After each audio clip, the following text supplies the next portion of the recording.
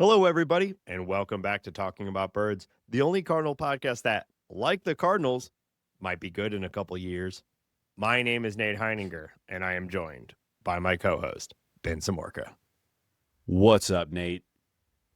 If you have an idea for the opening bit, text or leave us a voicemail at 848-48-BIRDS, or you can be like friend of the show C70 and submit your opening bit via the Bird Scored. Thank you, C70, for that opening bit. What do you think, Hambone? Who has a better trajectory towards success, this podcast or the St. Louis Cardinals? I think I would bet on the St. Louis Cardinals just because of, like, when you're talking about ceiling and floor and all that stuff, like, you know, we're not highly touted. We're not, there's no pedigree. There's no JJ Wetherholt in this podcast. No. And let's talk in Zips terms. If we hit our 80th, 90th, 95th percentile, if everything goes right, the wins are at our backs. I mean, what's the best version of us, really? Me getting my finger stuck in my zipper. JJ Wetherholt. If we get the 95 percentile JJ, if all the wins are at his back, it's like we're borderline Hall of Fame player. You know, like us. Yeah. Everything could go just right, it's still just this. Yeah, I think I can't not be me. And I mean, look at you. Actually, I feel like I'm peaking right now. So that's what I'm saying, though, Nate. You're peaking and it's still shit. Well, listen, Hambone, people want to know this. I have an important update for the show. It's been a continuing conversation. I think one of the most important things we've talked about on this show, the listeners loved it. We heard about it regularly. I saw Wicked 2. Have you seen this yet? No. Okay. Well, you know what I say, Hambone? Wicked for good? More like Wicked for not so good. Yeah. Yeah, it's being panned universally. It seems like. I think it still made like $400 million or something like that. Of course it did. But tell you what, I don't know if I've talked about this or not. But I saw the new Avatar. I think we talked about it last week. Did we? Yeah. Telling you, I was talking about it with somebody last night. The more time I have away from it, the more I'm like, that movie rocked. I don't care. I know a lot of people hate it. A lot of people think it's stupid movies for stupid people. Maybe I'm a stupid people. That's fine. Just crossed a Billy. I like it. Let's go. Yeah. The franchise has made $6 billion or something like that, and everyone hates it. How does everybody hate it? It is wild. I've heard it's like people have said it's the most successful movie franchise that has had zero cultural impact. Yeah. What does that even mean? Well, like a billion. I mean, Zootopia just did $1 billion, and it's not like we're all walking around, like fully ingrained in Zootopia lore. But other major franchises, like I think if you showed a Na'vi on a screen to like 100 random people, a good percentage of them would have no idea what the hell. I don't think that's true. True. They're pretty. I mean, that's a striking look. They're 10 foot tall and blue. Like I think people would. Yeah. I don't know. And you're kind of looking 10 foot tall and blue right now. You got a blue hat. Yeah. Blue shirt. It's kind of blue.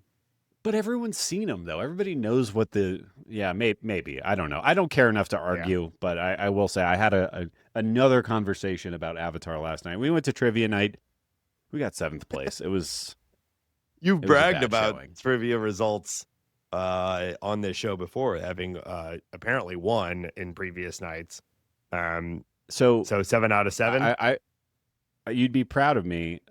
No, there was like 20 teams or something like that. So we're top 50%, but it was just a rough round. There was a video game round, okay, Nate, and it would just show you. It was like a 30-second clip of gameplay, and I think that you'd be very proud of me. I really pulled my weight. Battletoads was one of them that I pulled out, and I'm curious if you remember this game. And I believe you and I played this game quite a bit as youths. But Clay Fighter. Yes. You remember Clay Fighter? Oh, yeah. Clay Fighter has that is one that still has like a little bit of like nostalgia around it. People reference Clay Fighter. Really? Yeah, I think because it's incredibly unique art style, which is that they were little clay models. Yeah, I remember Clay Fighter. Yeah. Okay, I felt pretty. I was pretty high on my own supply last night when I pulled. I would say yes. Like, I wouldn't expect a generic, even like modern video gamer fan, but in the crowds that I run in, I think Clay Fighter is pretty still well observed. And just a reminder, if you're a new listener, if you are unaware, Nate does have another podcast. Yeah, Nate, do you want to plug that? Thanks for the alley-oop here. I actually don't talk about it a ton on this show, but I think there's at least a couple listeners on both show, which is always a little insane to me. But it's called The Short Game. We did have a little hiatus at the end of 2025 as life went a little crazy for everyone, but this show's been running for over 10 years. We recently released our Game of the Year episode for 2025, so it's a good way to jump back in. And it's totally not weird that I've never been invited on it. I don't feel weird about that. We don't talk about it. We don't fight about it. It's not an issue. We don't do guests typically, except for every episode. No, it's fine. I know. Yeah, we're aligned. You want to come on the show? It would be weird if I could have you on the show. No, it's fine. I don't want to talk about Clay Fighter. We talk about, it's called The Short Game because we talk about games that respect your time, short video games. We're all adults. It's hard to find time to game in our regular lives. And the show's been going for over 10 years, but for a long time that especially during that period, there was this whole idea that time just meant value. Remember, it'd be on video game boxes. It'd be 100 hours of gameplay. It's that sucks most of the time. It's usually 98 hours of the exact same thing over and over. Really, though, the show is essentially morphed into just a show that highlights really good indie video games. But every once in a while, there are AAA titles that are short also. But yeah, check it out. I would appreciate it. And there's a lot of really awesome video games right now. Many would say we're in a golden era of video games. Including AAA with some of the crazy stuff like Ghosts of Yotei and whatnot. But the indie game scene is just wild right now. I was talking to a coworker yesterday. We were working very hard and talking about Dave the Diver. Have you played that? I have played Dave the Diver. I think he convinced me that I want to play that, but it looks really fun. It's fun. So that is not, that doesn't that is a longer game as far as our criteria goes. So we didn't do it on the show. But it'll take you 25 hours or so to fully beat it. But I love it. I super recommend it. I think you would have fun with it too. It blends real-time undersea combat exploration with a restaurant sim.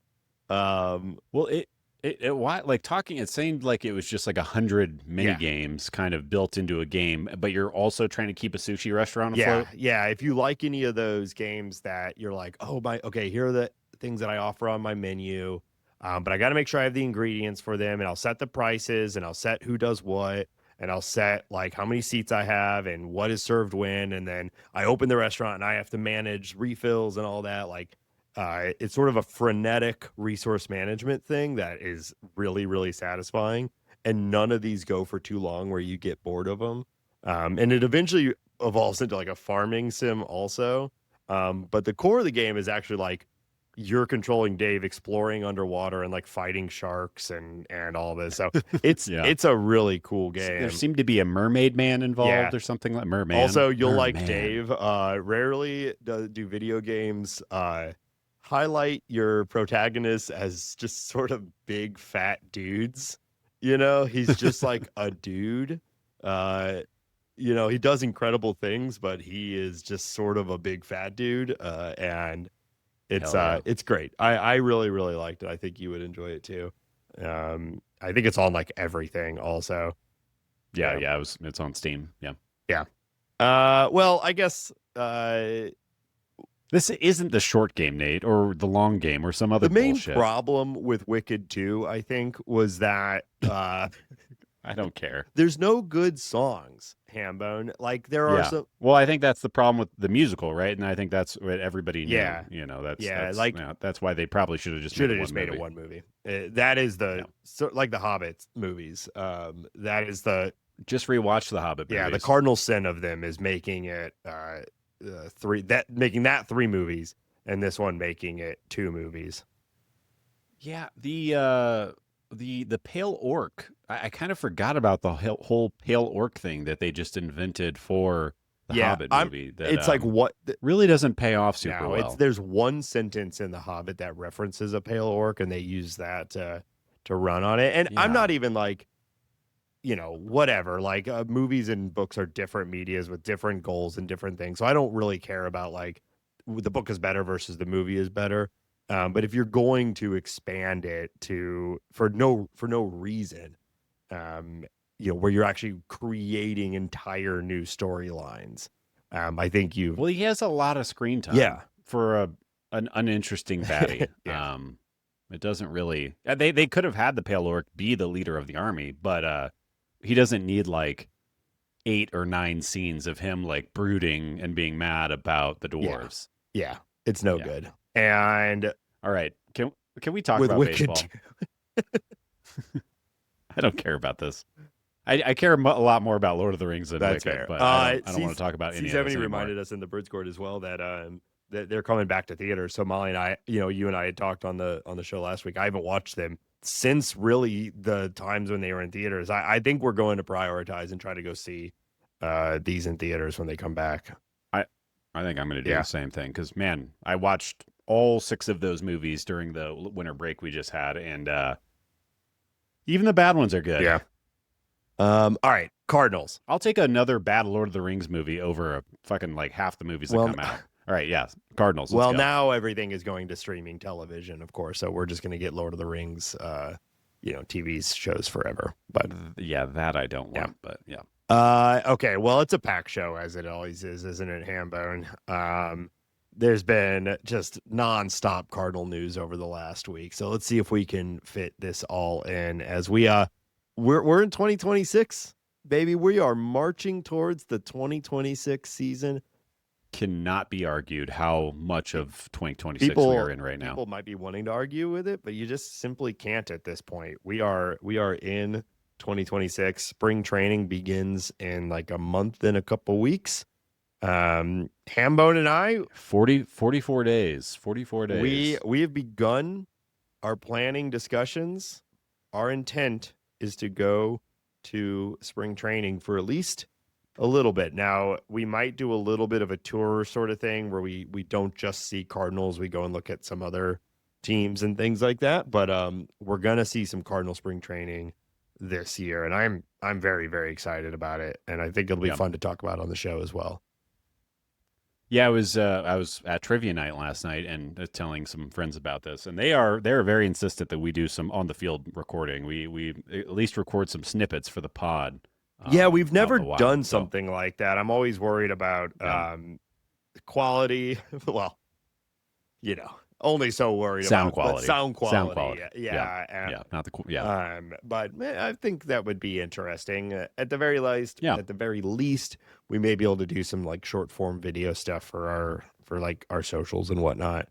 You know what I'm thinking? I think we're gonna go live on TikTok. I think I'm gonna reach out to our younger fan base, and I'm gonna go live on TikTok. Wow. And we're gonna I don't know, maybe watch you eat something. Convince people to buy undershelf lighting and things like that. All the rage on TikTok right now. Yeah, you got to get it from the TikTok shop. Yeah. Yeah, I get TikTok. I get it. I totally understand it. I'll eat something on TikTok. You could do a Cardinals style mukbang. People will like that. I think the triple, no matter what, end up being some version of a mukbang anyway. That's true. Yeah. But anyway, so we're here in 2026, and the Cardinals have made another move. Wow. This one slots right into the discussion we're about to have with this guy. I think is the exact same discussion we've had about like 19 other players over the last 3 years as the Cardinals continue to throw darts at their bullpen. But Ben, will you give us a breakdown on this most recent acquisition?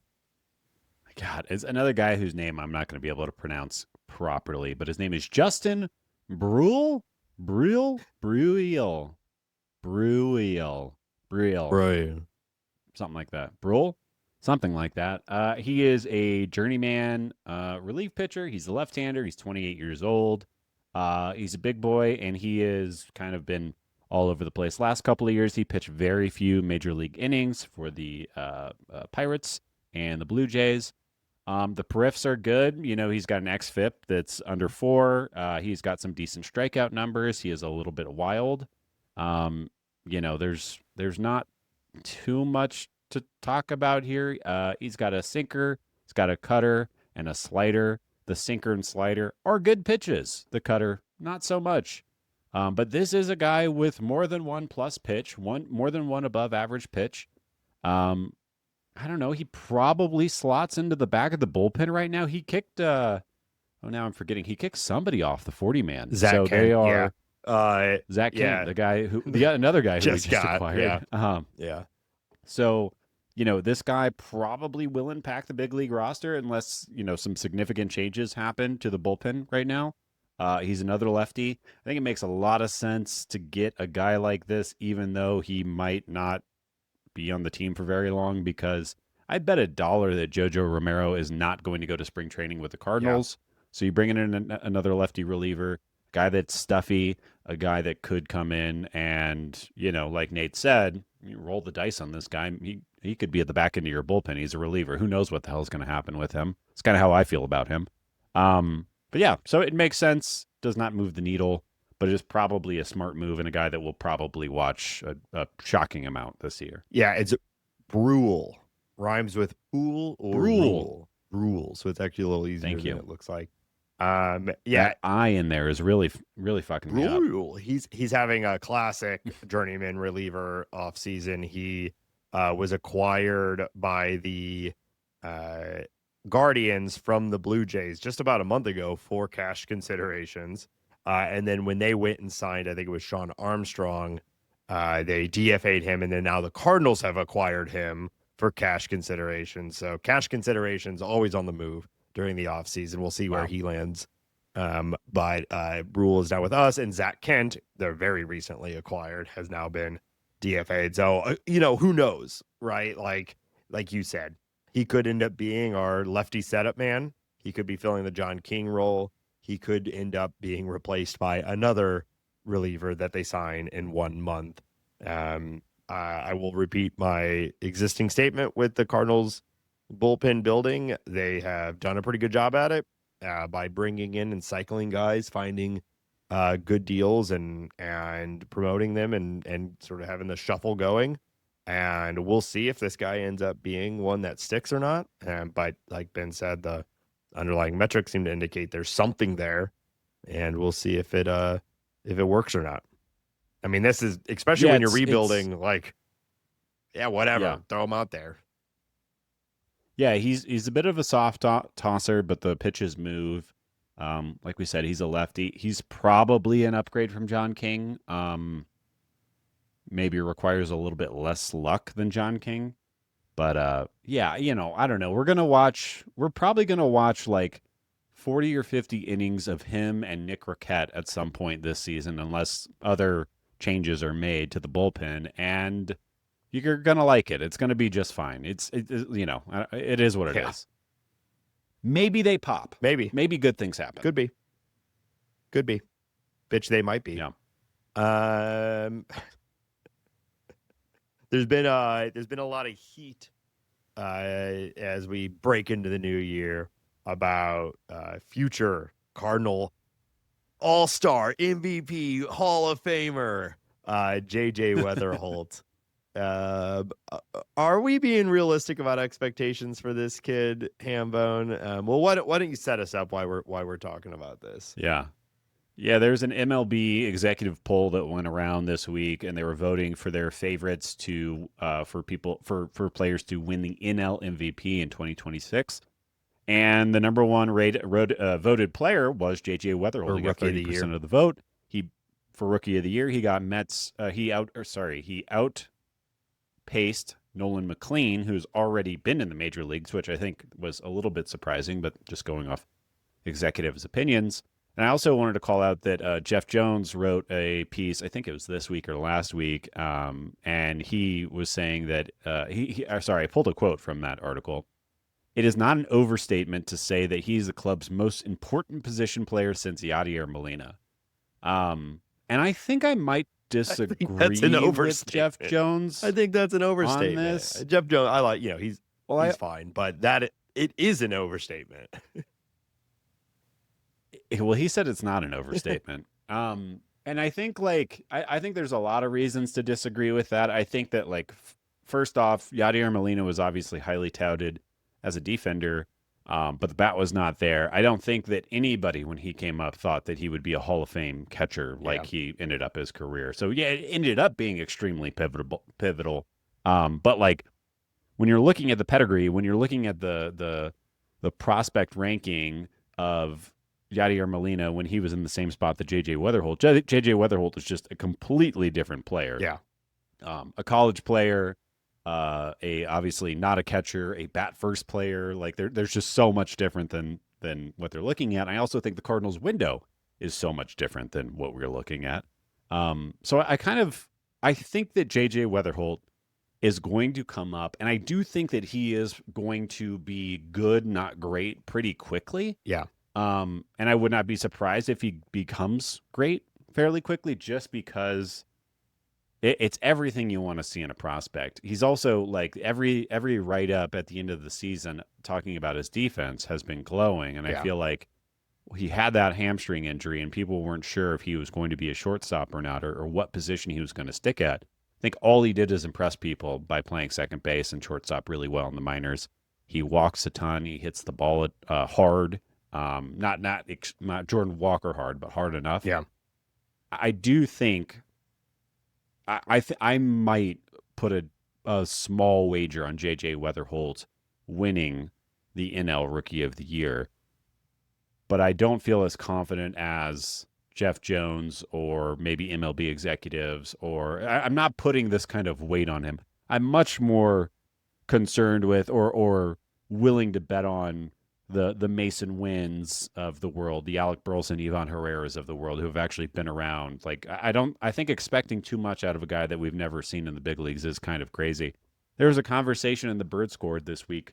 I think Jake was the one that brought it up about the jump between AAA and MLB has never been bigger than it is right now for a myriad of reasons. And I do think for that reason specifically, we should all take a chill pill on JJ. We've been down this road before. Jordan Walker was the number one prospect in baseball. He broke camp with the club at 20 years old after very little time in the minors.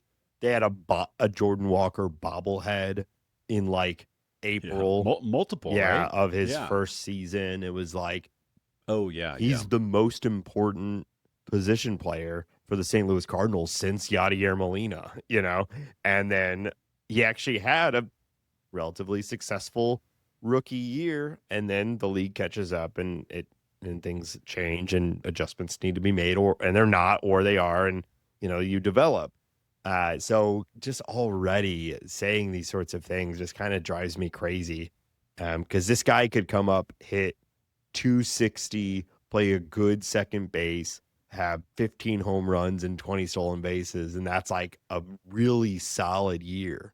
But if we start saying he's going to come up and he's the face of the team, he's the change this team has been needing, that's going to feel like an underwhelming season. And I don't know anything about the kid's makeup. He seems pretty mature and all of that, but kind of regardless of who you are, this stuff matters, the expectations that are set.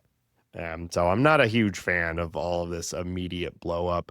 That said, I think it's super reasonable for him to be the top pick to win Rookie of the Year this year. And I don't think that in and of itself is unreasonable expectations. Someone has to get these are normal things, and probably JJ is excited to be picked for that specific thing. I would be too. You want to be picked for that sort of stuff if you're an athlete.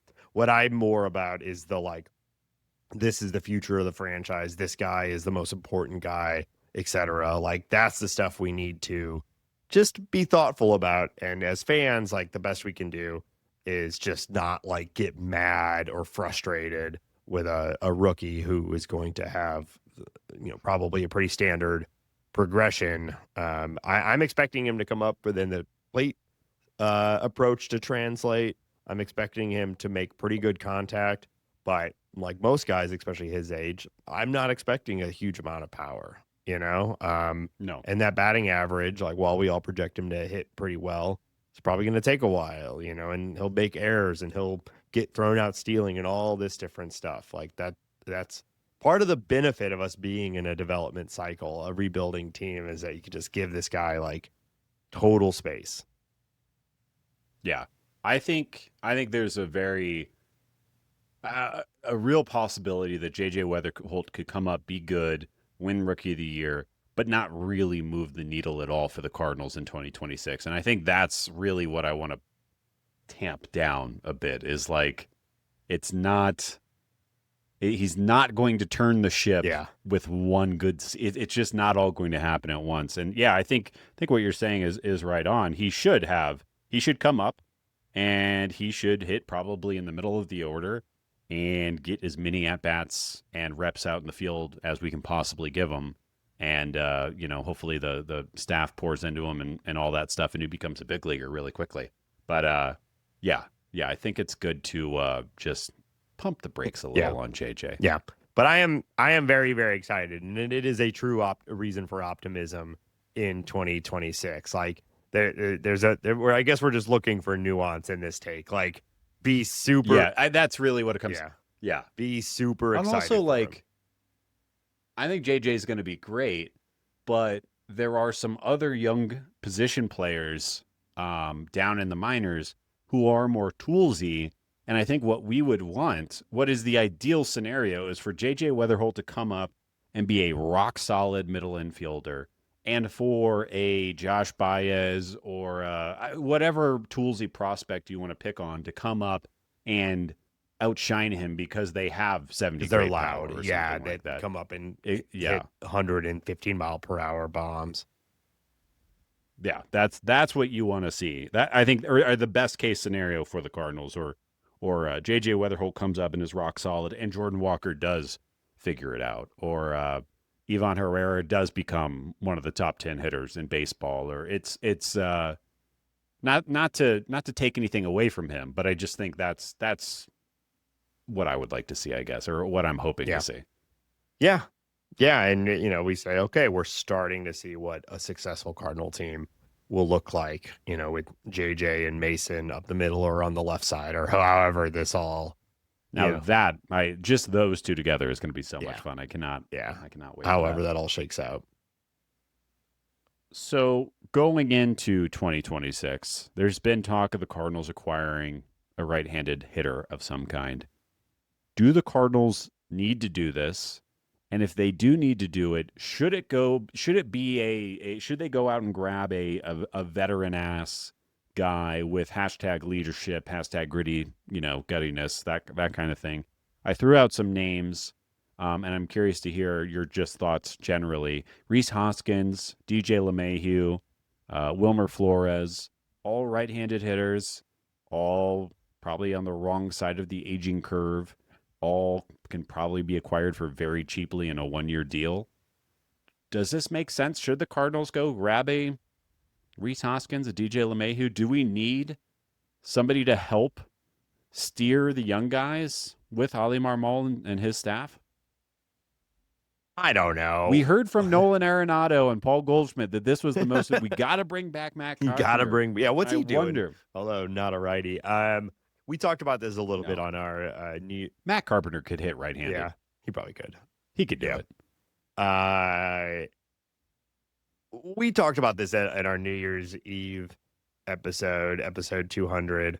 And I felt pretty ambivalent about it then, and I still feel that way, which is the most lukewarm of takes. I don't really want them to do this. I'm not particularly excited by watching Rhys Hoskins strike out a ton and hit a bomb every once in a while. I mean, I know, Rockies legend DJ LeMahieu has had a pretty good career and could probably put together some good plate appearances for the St. Louis Cardinals.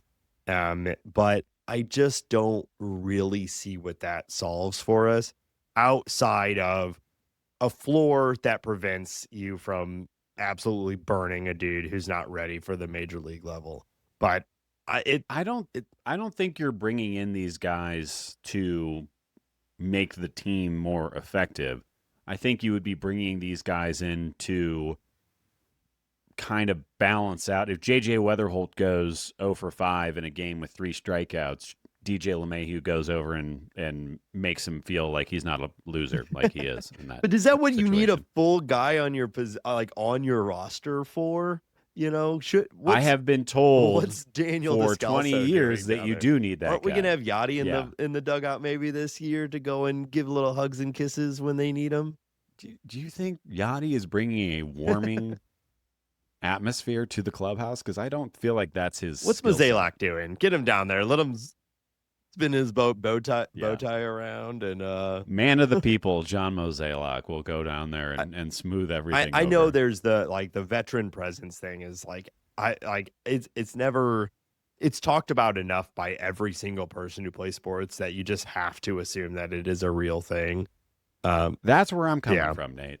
But I don't know. It doesn't seem worth it to me because also it's not like any of these guys have had degrees of success, but it's not like you're bringing in even like a Brandon Crawford made a lot more sense for that role. Guy's won a bunch of World Series, has been an MVP contender at a point in his career. You're like, oh, this is like a true guy, but bringing in like Rhys Hoskins, it's like, I just want, because if you trade Nolan Arenado and Brendan Donovan, and it seems very likely that both of those things are going to happen, your veteran in the clubhouse is Lars Nootbaar. Yeah. I just wonder. I wonder if a team would operate that way. Yeah. And honestly, if Lars Nootbaar is your guy that's setting the tone for the clubhouse, that sounds like a lot of fun. But he's also like, and maybe I'm just being an old man right now, but he's still nubile. He's fresh in my eyes. Nubile. But I guess we'll see. It seems to me like that's what your bench coach staff too, as far as for setting that tone, and like what are John Jay and Descalso and them doing down there? If not coaching, being a part of that, Yeah. But like to your point, almost every team does something like this. So I'll be curious. I would like. I think a DJ LeMahieu would be fun just because he is that classic.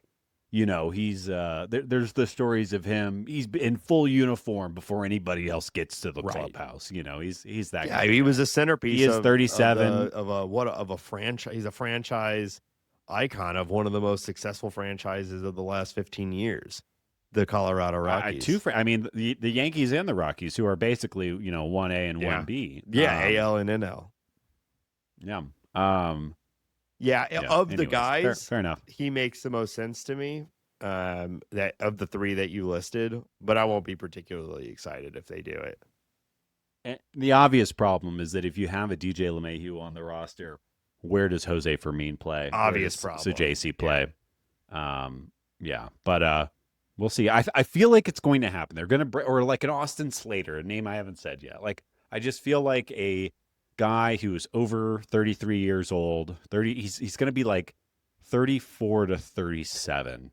And he's going to be a right-handed hitter is going to come onto this team, and we'll talk about it and we'll see how we feel. They could bring us in. I am a right-handed hitter. Same. And I am. Oh God, I'm about to be 37. I'm a little outside of that range, but I'm a right-handed hitter. I'll take a professional at bat. I'm going to be 37 in 10 days, and then I think I'm just going to walk into the street because that's late 30s. That's a car bouncing off of you. Is the car really soft, or is it me being really soft? I think we both know that answer. Both. Soft car, soft bin. Colorado and those bouncy cars. We got them out here. Mm-hmm. Yeah. Mm-hmm. All right. I'll keep moving. Tiny sidewalks. My new neighborhood has much less. I noticed that last time I was out there. So, no, this is a sidewalk I can spread out on a little bit. It does mean more shoveling, though, when the snow comes. So, yeah, double-edged sword. All right, let's talk about I feel like we haven't checked in on this beat in a minute, so I thought it'd be fun to bring it up, especially with spring training being just around the corner. The $108 million renovation for Roger Dean Chevrolet Stadium, which obviously the Cardinals share with the Marlins, has been delayed multiple times, but is now scheduled to be completed by spring training 2026. Just in time. They're actually doing it just in time. In time for us is how I feel. That's what I'm saying. I'm just going to run down some of the improvements that they are doing really quick. There have been renovations to both clubhouses, new player development buildings for each team. The Cardinals have a 13,000 square foot facility for them, 2-story fan zone with 300 ticketed seats near third base, live music area so fans can stay after the game and listen to music. Bullpens have been relocated to the outfield wall rather than on the field, which was always so confusing to me. It was just always chaotic. 2 concession stands have been converted into grab-and-go functions. New worried I wouldn't be able to areas grab on and the go third base side with an elevated hospitality bar. 3,000 square foot team store. Let's go. And they upgraded the press box. Who really cares about that? But finally, this has all happened. I'm kind of disappointed that it has happened. We're only going to see the newness, and we're not going to really see what it used to be like. But it is nice to see. I mean, Mo and Co have been talking about this. Seemingly, it's been his priority for the last 5 years or so. So it's great that now that he's, I think you don't sign Brett Cecil and you probably get this years ago. At least that's how I am to understand it. But this has all finally been done. Thank God that the local taxpayers threw in about 30 or 40% of the cost for the rehabilitation here. And the Cardinals were helped out by the Marlins, of course, as well. So it's nice to know that that 108 was spread across. Thank you, citizens of Jupiter, Florida, and surrounding area for paying the taxes so that the St. Louis Cardinals. I will say we're going to be in Jupiter. We'll probably go out to dinner, and you think of that, $100 tab is going to really go. They're going to get it back. They're really going to juice the economy. It might fill up on gas, too. Who knows? Maybe even have a drink. No way. Can't imagine the scene in Jupiter is vibrant, but I guess we'll find out. But anyways, that's finally done. I'm looking forward to this. Like, I know that the Cardinals in the past had leased space across the street to make room for player development and meeting rooms and stuff like that. So I guess I'm just happy that the Cardinals are treating themselves like a real baseball franchise. It has been something that has been pointed to as part of the issue with their player development system is that they haven't had proper facilities. So it is nice to see that is no longer going to be the case. Now, is it the only thing? We don't know, actually, we know that's not the case. But it is certainly nice to see this version of the St. Louis Cardinals actually implementing the solutions to the problems that they have identified. Now, whether it solves it, we don't know, but this is nice. I will be glad to hear, or no longer hear, once we get our player development compound down in Jupiter done, we'll be able to XYZ, so. Yeah. It's, we know Nolan Arenado has the warehouse, and I think it's in downtown LA. We saw a bunch of reports and videos about the Brendan Donovan's, I think it's on his property at his house. He's got that garage that he's converted into a little baseball factory. It's just funny to me that these guys could go do this on their own, and it took a franchise, a wealthy MLB franchise, 5 years to do their own version of that. But that's okay. And it I don't know. Well, yeah. I feel like Mozeliak can't complain, and I know Mozeliak's gone, so whatever. But Mozeliak can't complain about people going to Tread or whatever, or Driveline when they don't actually have the facilities. Yeah. Well, as I understand But it, you know, it was like a lot of bureaucratic red tape that well, they had to get that 40% tax from the folks in should have Florida. just Yeah, sent in some sort of special operations team, you know, and it's all the rage.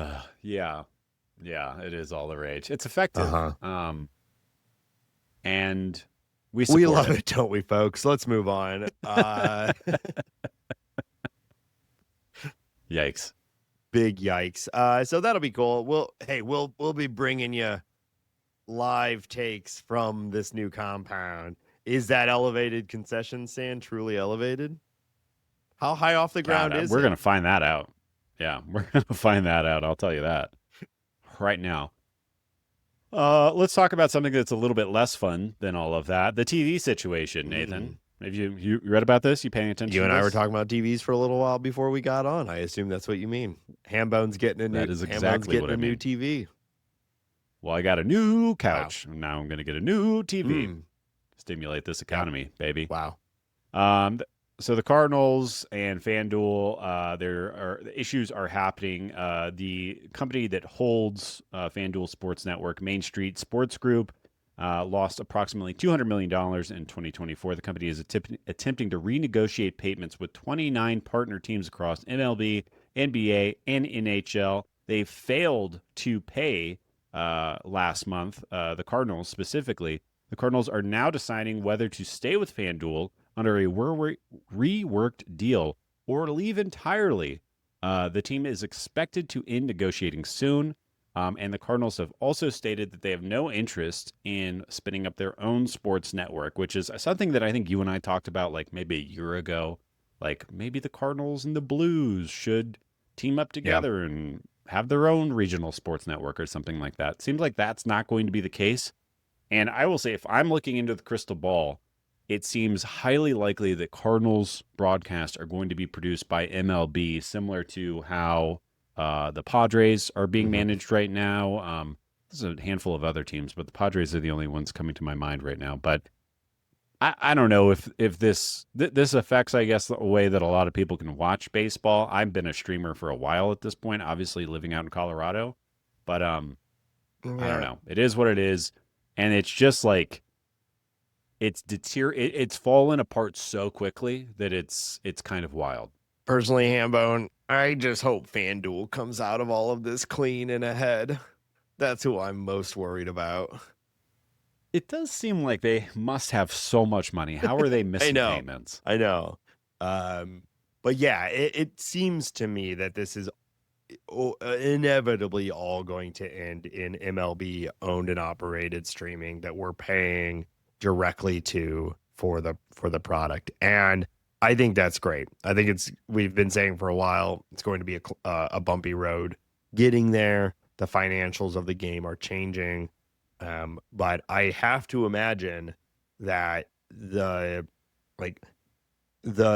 money is still there for these teams. They just need to get it. You see, Netflix and Apple TV and whatever are tripping over themselves to get live sports. Right. You would have to think that there's a way to monetize this. Exactly. Yeah. Just produce it yourselves. Because right now, so the networks were buying it to be able to sell it and sell ads on top of it. Right. That's the core of the money. So MLB, the game is built for ad breaks. It is designed around ad breaks at this point. Almost there are clear and obvious ad breaks in a baseball game. I think it must. I'm sure this is a deeply complicated setup, but you don't need to pay FanDuel, Comcast, whatever, to be the one to find and sell the ads. MLB can just do it. Build a, again, I know this is easier said than done, but it seems to me that's the way it's going to go. MLB will own and operate the production and streaming of their games, and they will sell the ads themselves and just make the money directly rather than making all of us go through some sort of cable provider to ultimately get the same product back. And that's just the way streaming and media is changing. So right. And I think the big question mark for me, like I'm fine with all that. That all makes sense to me, right? We're on board.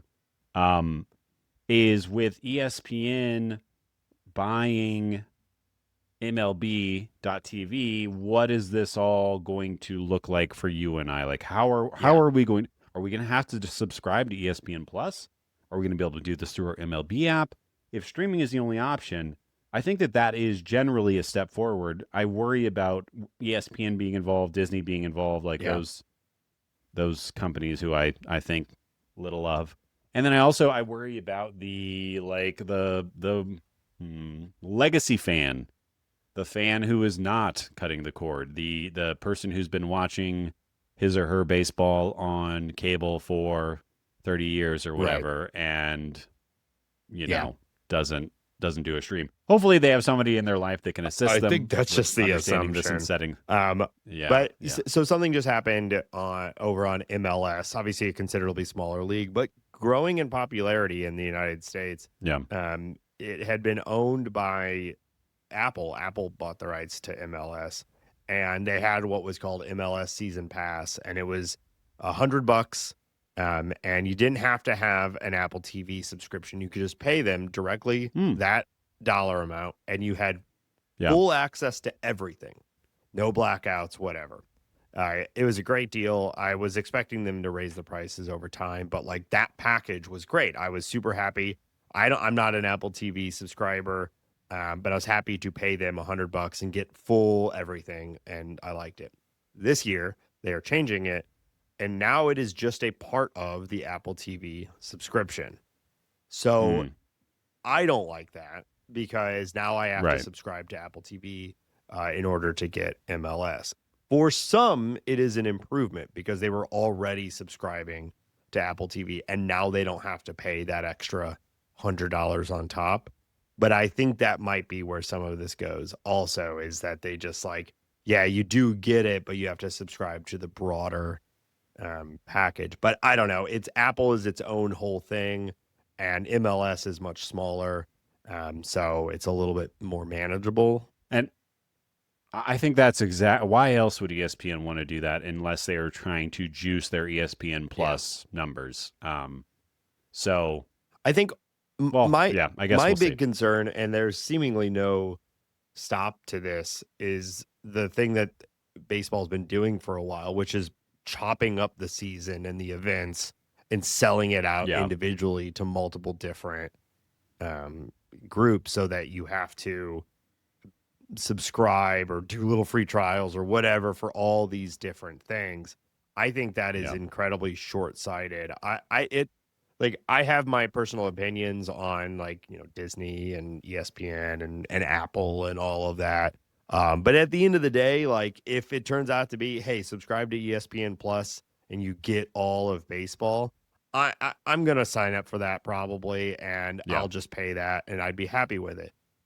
If it's, I got to get a subscription to this for these games and this to this game, like, that's going to erode fan base participation, I think, and going to lead to people, when deciding, like, if they want to get into it, like, oh, I have to do what to watch these games on this night, and so what I would love to see is for baseball to take the high view of where's this all going to go, and build towards a system that makes sense for the fan at the end of the day, and then trust that we will pay for a good product, rather than trying to just, find random execs at different streaming services that'll throw a couple million for like a Tuesday night Dodgers Phillies game or whatever. Yeah.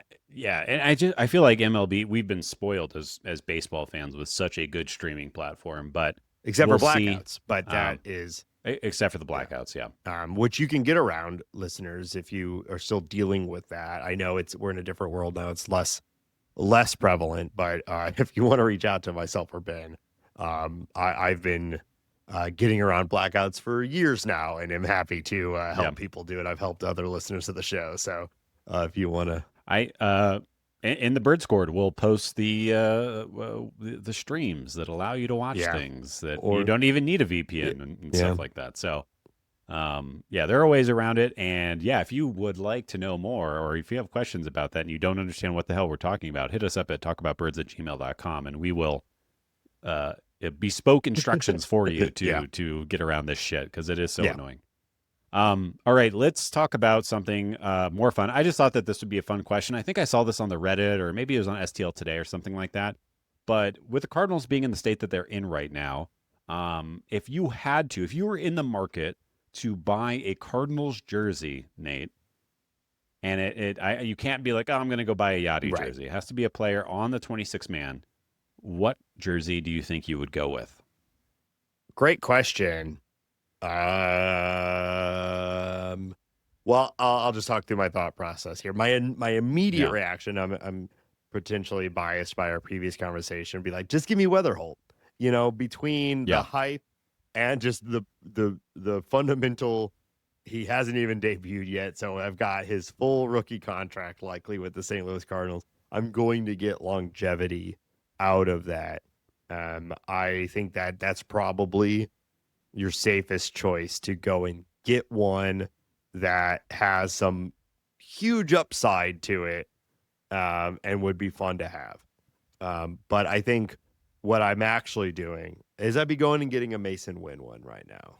I think Mason Wynn, is like, the hype is around JJ for obvious reasons, but Mason Wynn, I think, is the current face of the franchise, and I think is hopefully extended, and is a guy who's on the St. Louis Cardinals for the next 15 years. And regardless, even if he just plays out his rookie contract and ends up moving on, I like him as a player, and seemingly as a dude, I'd feel comfortable wearing a Mason Wynn jersey to a I almost said concert, to a Cardinal game. Sure. Like 15 years, 20 years from now, I'm wearing a Mason Wynn jersey.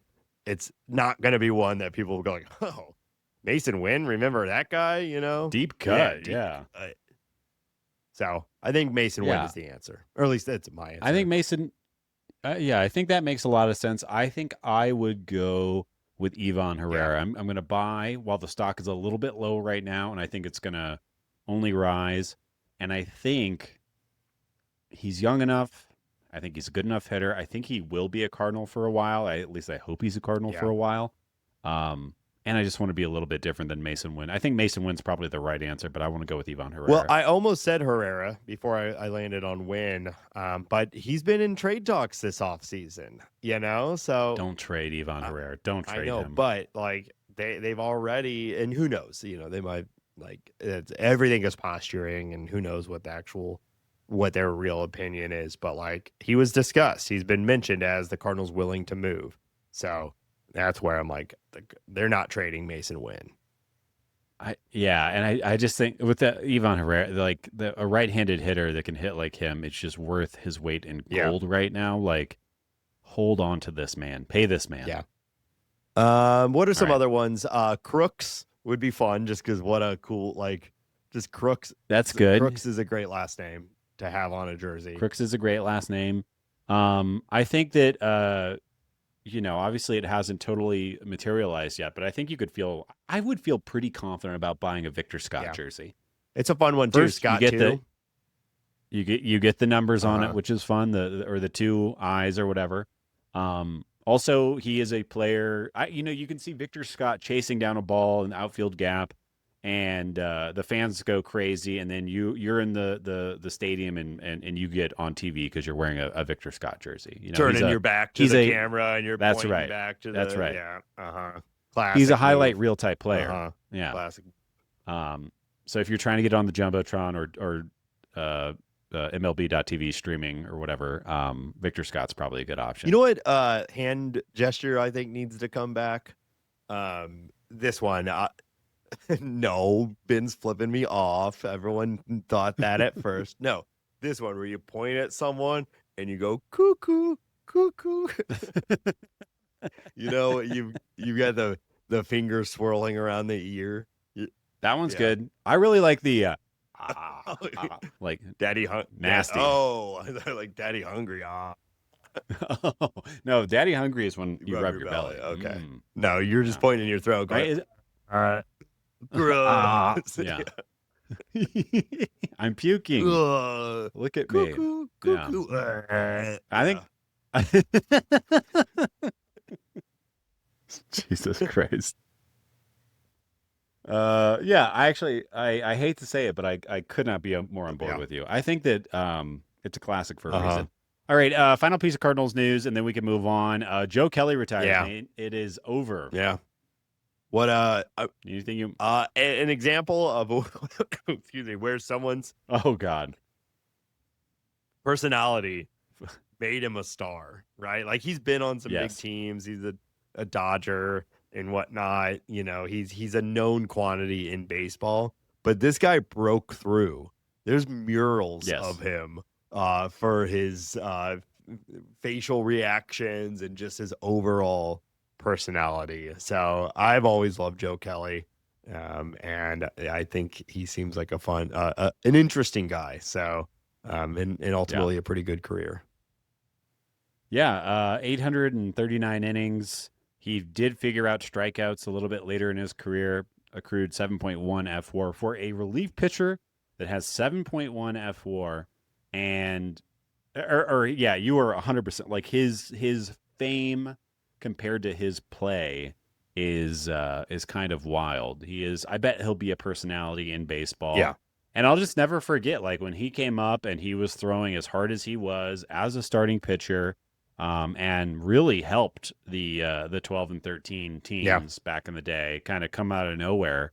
And obviously, I always thought there was a little bit more that never came to fruition, especially once he being a starter, what I mean to say.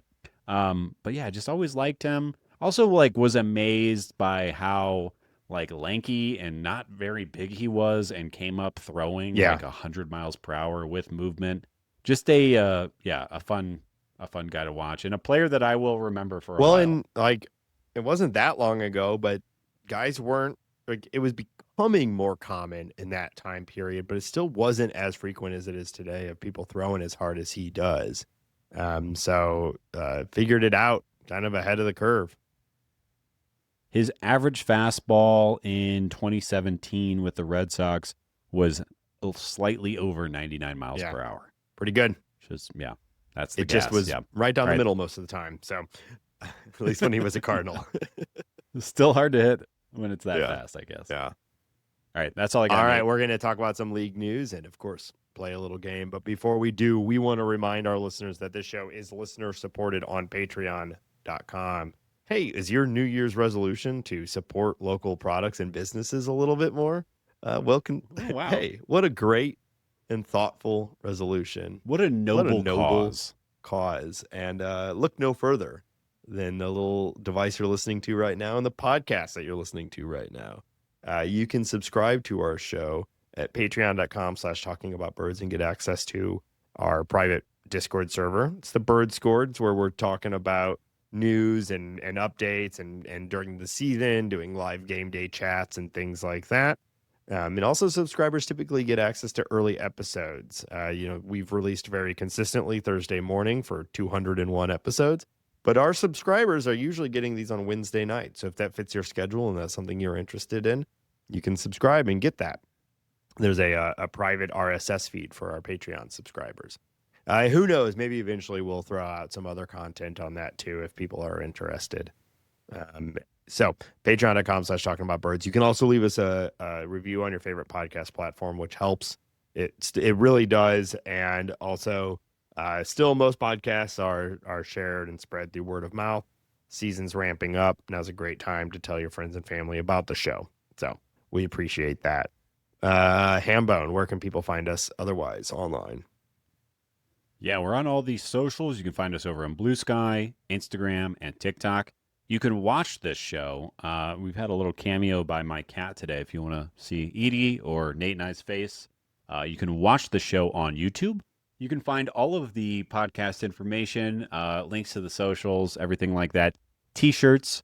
We have Talking About Birds T-shirts at talkingaboutbirds.com. Of course, you can email us and ask us questions about how to set up a VPN or how to get around these weird blackout rules or anything to talkaboutbirds@gmail.com. And of course, you can call us and leave a voicemail or send us a text message to 848-48-BIRDS. That's 848-482-4737.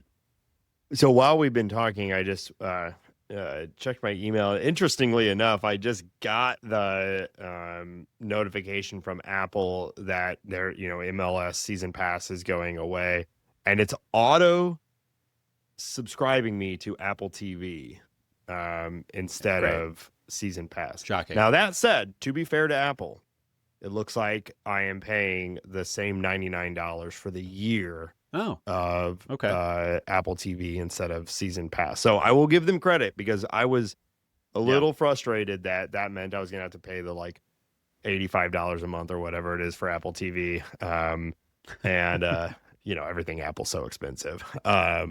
Right. Oh God, arm and a leg. But so at least, this is probably like a 1 year thing. I'll have to look at the terms and deets later. All right. Anyway, Hambone, let's go through some league news. What do we got for us? Just very focused today.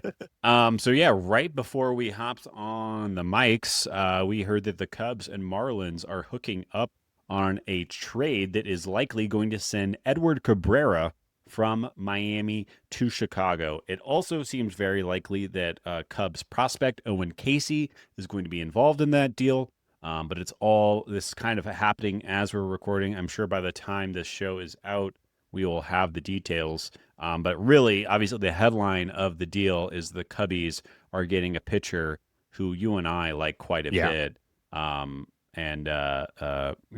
Obviously that's disappointing. But I think a lot about Edward Cabrera. I think that he's very good. I think that his stock is rising quickly. I think he's only getting better. He's just like the stuffiest guy out there. Just lots of good pitches, lots of gas, lots of movement.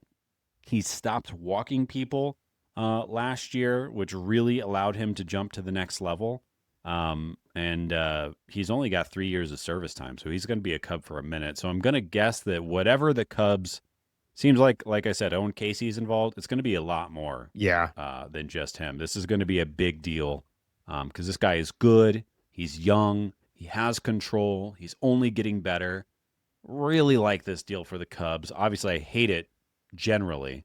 But I think this is a really good acquisition by them. I agree. It's always disappointing when a rival team does the move that you were kind of hoping your own team did, like when the Phillies went and got Jesus Luzardo from the Marlins. Yeah. We were like, damn, that would have been a good move for the Cardinals. And then now here the Cubs go to get Edward Cabrera. Cubs obviously need pitching, and this is one of the better young controllable starters out there. They have 3 years of control from him, so they'll get him for 26, 27, and 28. So several years, and then who knows where it goes from there.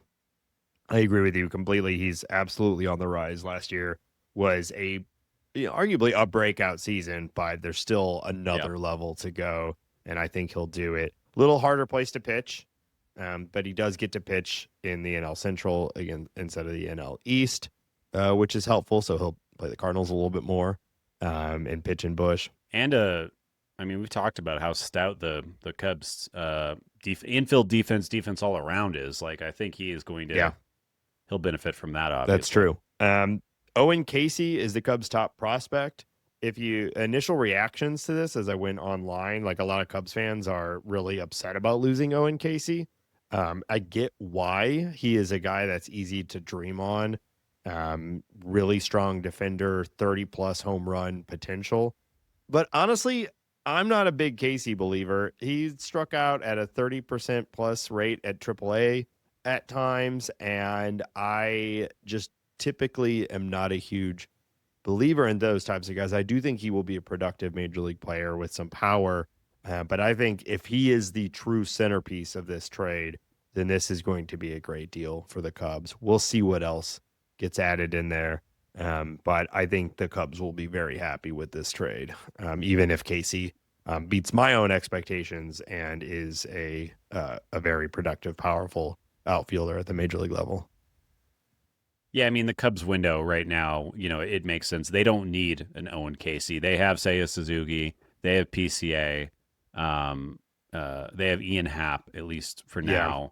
now. They don't need that outfielder. They're trying to win now, I Yeah, well, guess. I was gonna bring that up too. Like the Cubs, like they obviously made the playoffs last year, and they project to have a pretty good team this year. But if you're a Cubs fan, you like this move, but you got to be a little frustrated at the overall handling of the team these couple years. Last year, they make an all-in trade for Kyle Tucker. Cam Smith looks pretty good down there for the Astros as well as the other pieces. I'm sure the Astros are very happy with how that Kyle Tucker trade has turned out. And then the Cubs don't really do anything else to support their team in 2025, even though they made an all-in move for Kyle Tucker on a 1-year deal. They have yet to re-sign him. Doesn't seem like they're going to. They could. They could. Though. That is a possibility right now. They still could. It's absolutely right.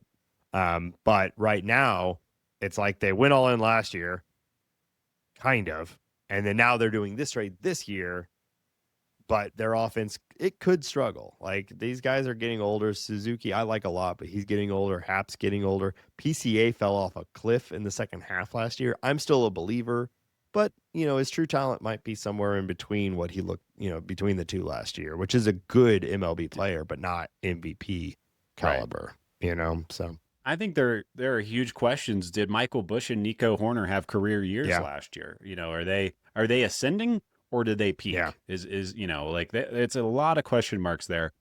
All that being said, let's say you slot Edward Cabrera probably to be their number one starter. Him, Matthew Boyd, Shoto Imanaga, and then some version of Cade Horton, Colin Ray, Jameson Taillon. It's pretty good. They made a couple of nice acquisitions for their bullpen as well this year. They just signed Hunter Harvey, who is, could be good. The pitching staff is looking good. We know the defense is going to be good. They might hit. Yeah. If the things go right, they could be a really good team. They could. They would not. I think I would still pick the Reds over the Cubs right now in 2020. Really? Well, man, I don't know. The pitching staff on the Reds, is that enticing to you? Hunter Green, Nick Lodolo, and then the upside of the offense on the Reds. I think they're what they normally. I disagree with you. I would go Cubbies over Reds for sure. Did you know that the Reds offered Kyle Schwarber more money than the Phillies? And he told them doesn't matter to stop. Yeah. Which is wild. Yeah. Also, I guess good for the Reds because they are they're acting like a poverty franchise at least. That would have been pretty disappointing if Kyle Schwarber became a Red. It would have, but while the Cardinals are downshifting, it would have been fun to watch Schwarber hit 50 bombs in that ballpark for a couple of seasons. That's true. So, but yeah, that's what we'll see. What other moves happen, but I think today I'm picking Cubbies over the Reds for sure. I threw that out there without fully thinking about it, which means I'm going to defend it for the rest of my life. We will do what we always do as the season ramps up is during the second half of the episode, we do a breakdown of the other NL Central teams in like the 4 weeks leading up to the regular season start. So we'll see what these teams land, what they look like once the season's about to start, and make some actual predictions. But I like the Reds more than the Cubs. I'm sticking with it. All right.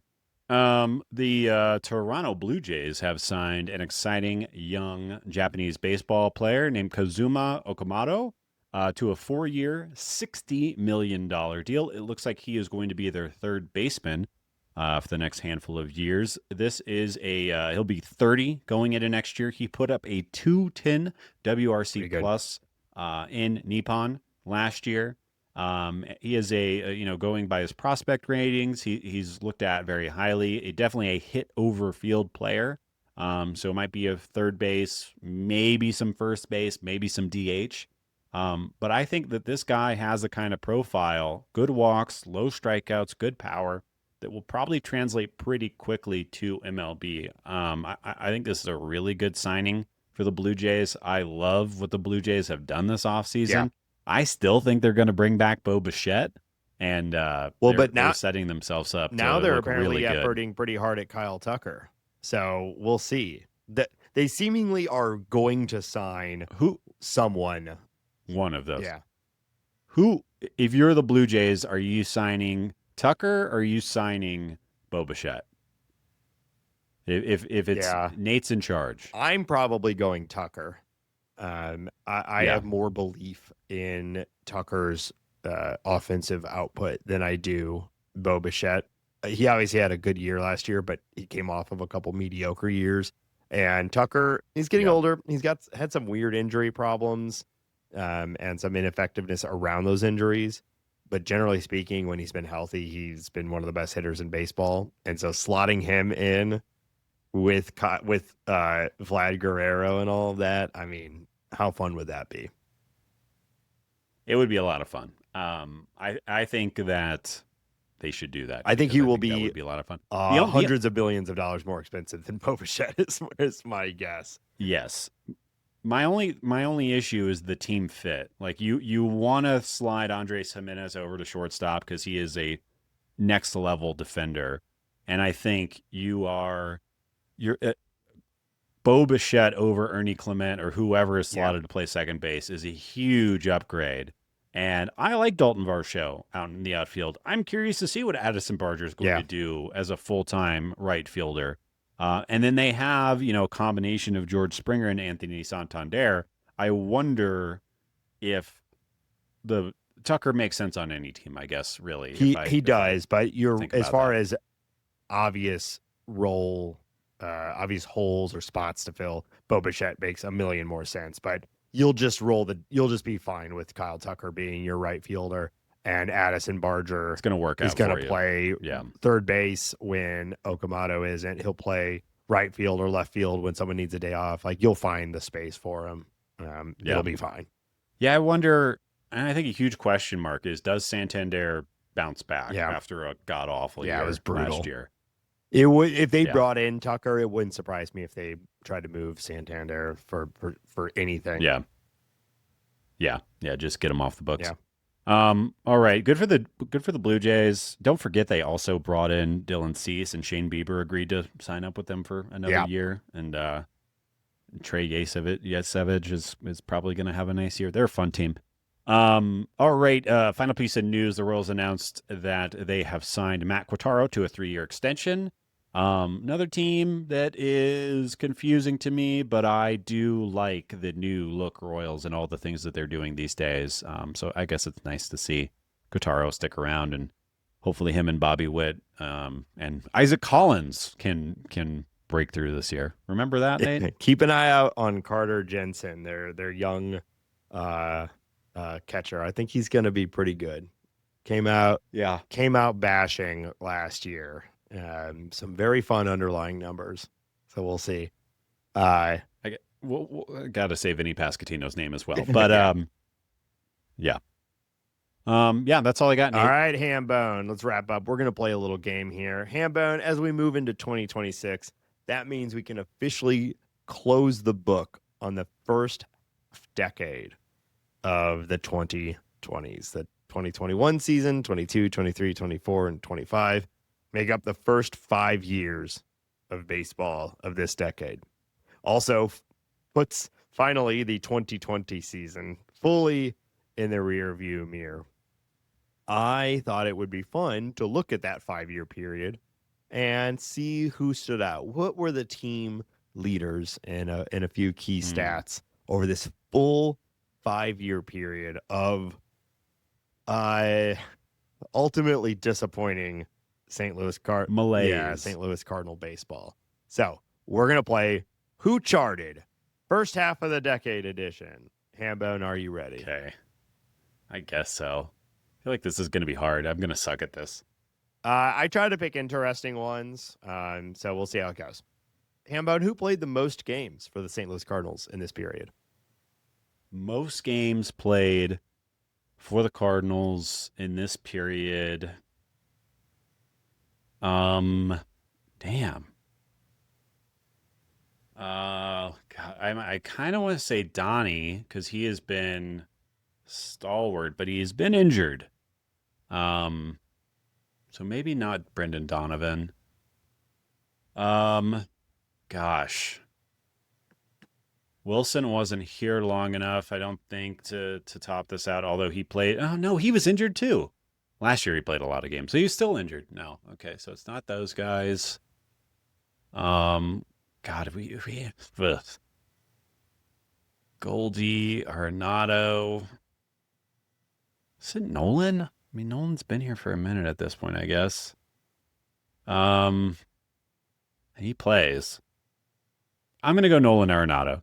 You got it. Nolan Arenado has played 708 games in this 5-year period, averaging to just about 142 games a year. Let's go. And coming in second, who didn't play for the Cardinals for a full year of it, was Paul Goldschmidt with 617 games. Yeah. Okay. Such a bummer that we never did anything with two great corner infielders. Yep. All right. Who hit the most home runs in this period? Who hit the most home runs in that period? Probably one of those two guys. Shit. Probably. I mean, the Goldie MVP year, obviously, he went off, and he never really had a bad year. He just kind of got a little worse. So that's where my gut goes. And I mean, there's not a lot of power on this team. Yeah, I'm going to go Goldie. Close. Goldie was second overall with 113 home runs. Nolan Arenado hit 118 home runs. Wow. Sorry, Nolan. Yep. Okay. How about the most stolen bases? Oh, man. Was that just Victor Scott last year? No, it was probably a man who I've always put respect on his name. I have always looked at as a big-time player and somebody who deserves a large contract. I've never overlooked Tommy Two Bags Edman. You got it. By double the second, more than double. Yeah.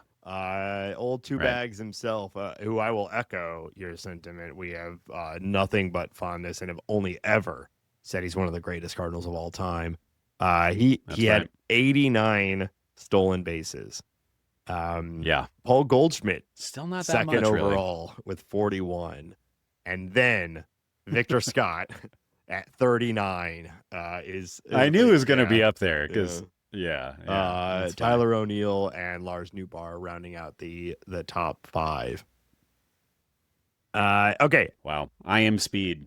Highest batting average for this one, I threw a minimum of 200 games. So you had to have at least played 200 games, more than a season with the St. Louis Cardinals. Okay. Well, Goldie is probably up there again. Nolan, I would imagine he's knocked himself out of that conversation over the past 3 years. Donnie is probably pretty high up there as well. Mason Wynn, he may have knocked himself out of there.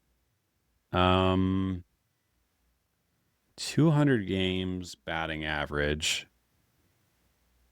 Do I think that Brendan Donovan beat Paul Goldschmidt in that category? I do think that. I'm going to go with Brendan Donovan for batting average. Well, you are correct in that Brendan Donovan, who hit 282, has a higher batting average than Paul Goldschmidt, who hit 281. So you were right there. You did, however. Is it Burley? Is it Burley? No, it is not Burley. He is at 268.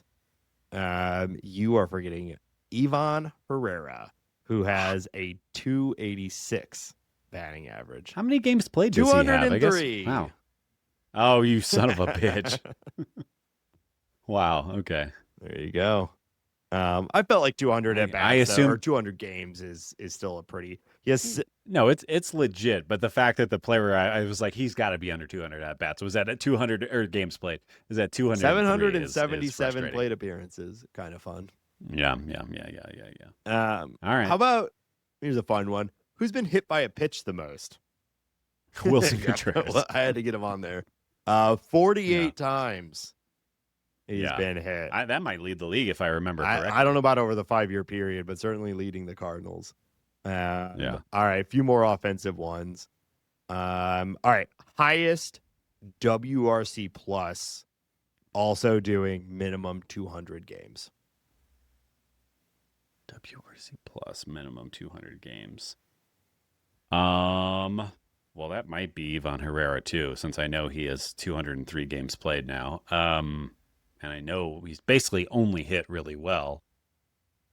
I could also see Goldie because the highs were so high. Taking that one. Brendan Donovan, no, it's got to be lower than those two guys. Burley's got to be lower than those two guys. Arenado's got to be lower. Wilson, probably lower. I'll go Herrera. No, Herrera is third overall. Actually tied for second with Wilson Contreras. And number one overall is Paul Goldschmidt with a 133 WRC plus over this 5-year period. Yeah. Overthought that, and I should have just said Goldie. He good. He real good. Yeah, so it goes Goldie, Contreras, Herrera, Donovan, O'Neill. Yeah. Oh, wow. Good for O'Neill. 118 to Nolan Arenado's 112. Here's a fun little nugget though, Hambone. If you set that minimum to 100 games, can you guess who is leading the team by a huge margin? Say Fermin? No. Oh, dang. I thought you were setting me up for that. No. If I lower it, 109 games margin. To be exact, 351 plate appearances. 351. If I tell you it's 351 magical plate appearances, maybe that'll help. Why is this bit not landing on me? Oh, Albert Pujols. Albert Pujols. Yep. His half season with the Cardinals had a 148 WRC plus. God. I don't know if I've ever had more fun. Winning a World Series is more fun, but that was as fun as I can remember baseball being. That was a blast. Dakota Hudson with 4 plate appearances, by the way, a 148, tying Albert Pujols.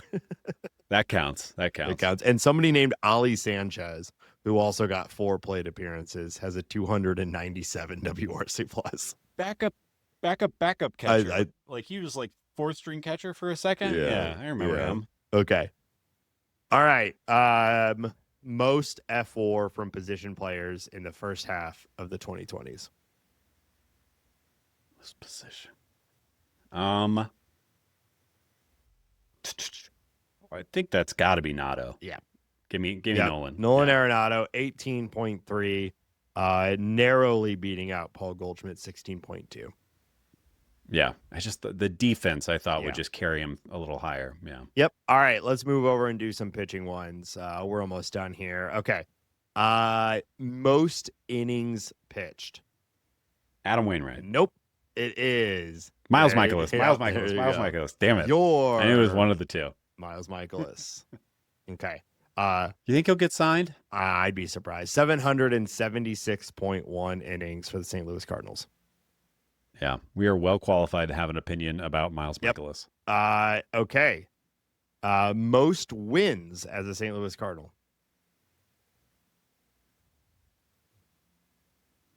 Most wins. Jeez.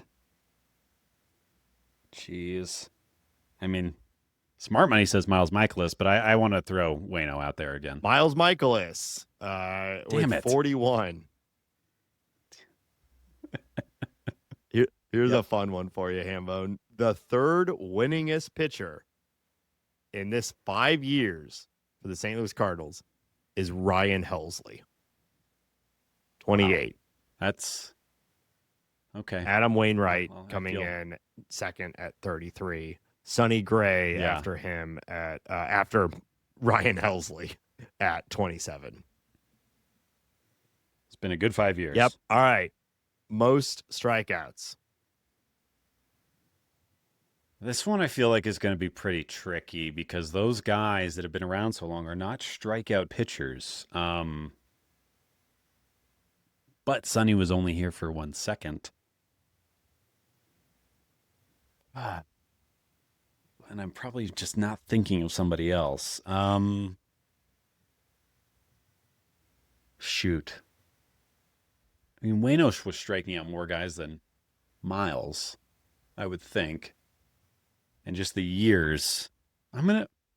I'll go Adam Wainwright. He's got to be on this list somewhere. Hambone, it's Miles Michaelis with God damn it. 543 strikeouts. Wow. Less or just over 100 strikeouts a year. That is just terrible. He comes in 139 more strikeouts than Sonny Gray, who was second overall. Sonny Gray was second. Wow. I knew he did work in those 2 years, but that's here you go. Miles Michaelis, 776 innings, 543 strikeouts.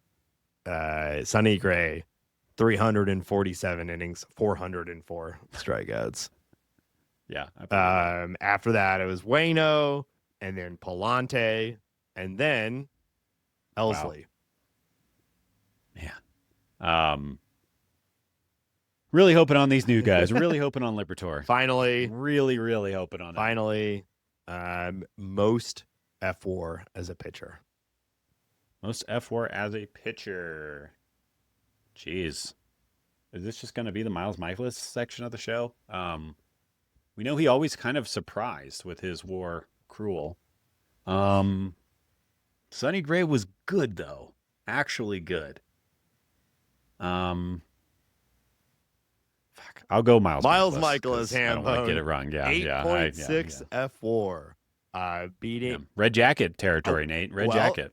By basically every... I didn't do this intentionally, right? Like, pitching stats, there's only so much that are interesting to slice and dice by this, especially, at this type of game. But, like, almost every way you cut, like... The value when we're looking at a 5-year period, almost everything you cut, Miles Michaelis was the best pitcher on the Cardinals. Yeah. For that 5-year, or the most impactful pitcher for the St. Louis Cardinals over that 5-year. Obviously, Sonny Gray, it was in his 2 years, almost was more had higher output than Miles's 5. But I think it's a really good way to kind of illustrate the past 5 years, though, is that is the case. Yeah. And maybe that's the problem. Yes. This is not a great thing that by almost every single measurement, Miles Michaelis has been the most impactful Cardinals pitcher for the last 5 years. Yeah. Right. Yeah. What a fun note to end the episode on. I was also, because like saves, it was obvious. I'll give you one bonus one. Who led the team in holds over this 5-year period? Led the team in holds? Yeah. Gallegos? That's right. Giovanni Gallegos. Let's go. So, here's to a better second half of the 2020s for the St. Louis Cardinals. I think it will. I think it will be also. I mean, we had some fun in there. We did. Two so playoff appearances. Many teams out there would kill for that. Now, were they fluky? We had an MVP. We had 2 playoff appearances. So could have been worse. Could be the Pirates. There were good times in there. It's the pitching. Yeah, the pitching is the problem. It has been the problem. Could be the Pirates. All right. Well, that's going to do it for this week's episode. Thank you, as always, for those who have stuck through the whole episode. We'll be back next week, as always. I'm smelling a big move this next week, Hambone. Do you smell that? I'm smelling it. I do smell it. It smells good. Yeah, I'm smelling it. So we'll be back next week to talk about it. Its aroma and what it means for the St. Louis Cardinals. And again, check out all of our links at talkingaboutbirds.com. Text or leave us a voicemail at 848-48-BIRDS. And until next week, I'll say, let's go Cardinals. Let's go Birds.